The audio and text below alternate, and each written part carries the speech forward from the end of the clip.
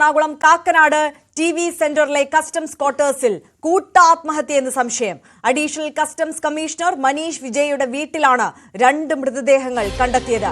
ജാർഖണ്ഡ് സ്വദേശിയാണ് അഡീഷണൽ മനീഷ് വിജയ്. അവധി കഴിഞ്ഞ് മനീഷ് ഓഫീസിൽ എത്താത്തതിനാൽ സഹപ്രവർത്തകർ ക്വാർട്ടേഴ്സിൽ അന്വേഷിച്ചെത്തിയപ്പോഴാണ് സംഭവം പുറത്തറിഞ്ഞത്.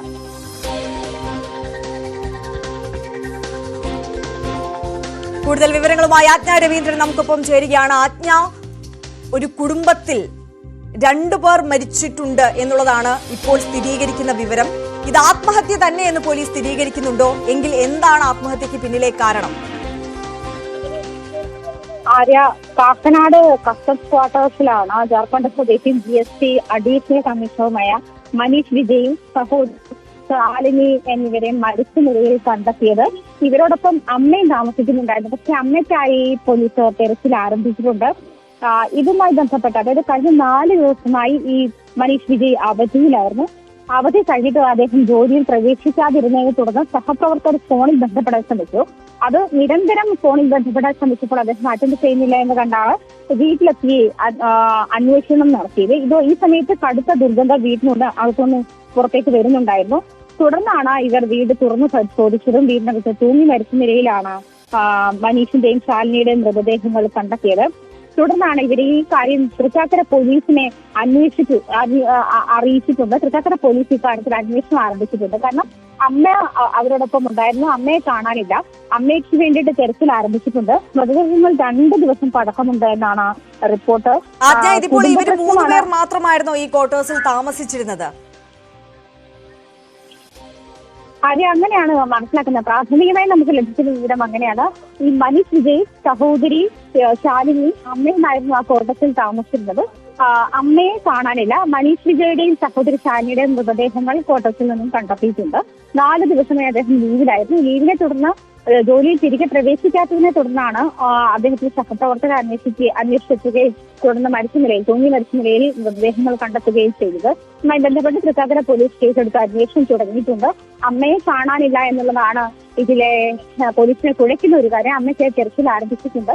കാരണം അമ്മയുടെ വിവരങ്ങളോ അതല്ലെങ്കിൽ ഇതുമായി ബന്ധപ്പെട്ടുള്ള മറ്റു വിവരങ്ങളോ ഒന്നും ലഭ്യമല്ല. അതുകൊണ്ട് ഈ 2 പേരുടെ മൃതദേഹമാണ് ഈ ക്വാർട്ടേഴ്സിൽ കണ്ടെത്തിയിട്ടുള്ളത്. ഇവിടെ ജാർഖണ്ഡ് സ്വദേശിയായ മനീഷ് വിജയ് GST അഡീഷണൽ കമ്മീഷണറാണ്. അദ്ദേഹത്തിന്റെ സഹോദരി ശാലിനിയുമാണ് മരിച്ചത്. ഇതിപ്പോൾ എത്ര ദിവസമായി ഇദ്ദേഹം ലീവിന് പ്രവേശിച്ചിട്ട്?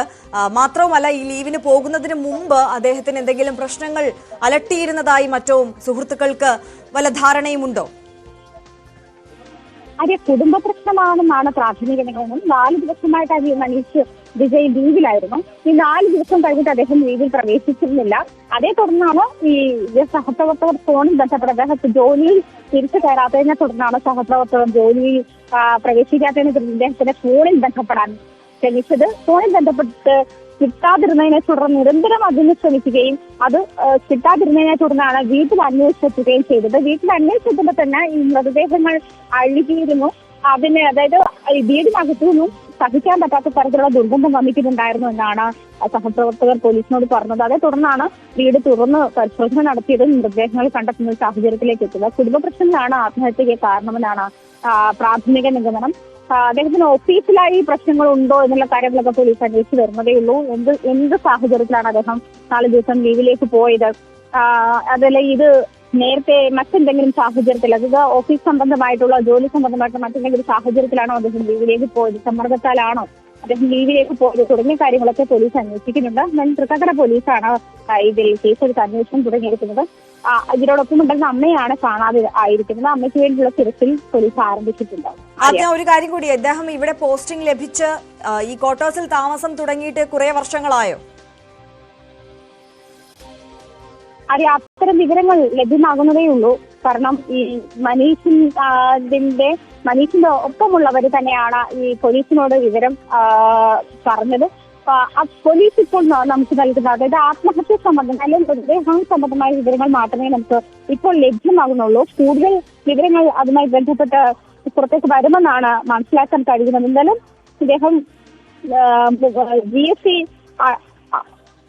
ഒരു അപ്ഡേഷൻ വരുന്നത് ആര്യ സഹോദരി ശാലിനിയുടെയും അമ്മയുടെയും മൃതദേഹം കണ്ടെത്തിയെന്നാണ് ഇപ്പോൾ മനസ്സിലാക്കാൻ കഴിയുന്നത്. ക്വാർട്ടേഴ്സിന്റെ അടുക്കളയിൽ തൂങ്ങി മരിച്ച നിലയിലായിരുന്നു മൃതദേഹങ്ങൾ കണ്ടെത്തിയത് എന്നാണ് മനസ്സിലാക്കാൻ കഴിയുന്നത്. ഝാർഖണ്ഡ് സ്വദേശിയായ മനീഷ് 4 ദിവസമായി ലീവിലായിരുന്നു എന്നുള്ള കാര്യം അവധി കഴിഞ്ഞിട്ട് ജോലിയിൽ പ്രവേശിക്കാത്തതിനെ തുടർന്നാണ് സഹപ്രവർത്തകർ അന്വേഷിച്ച് വീട്ടിലെത്തിയത്.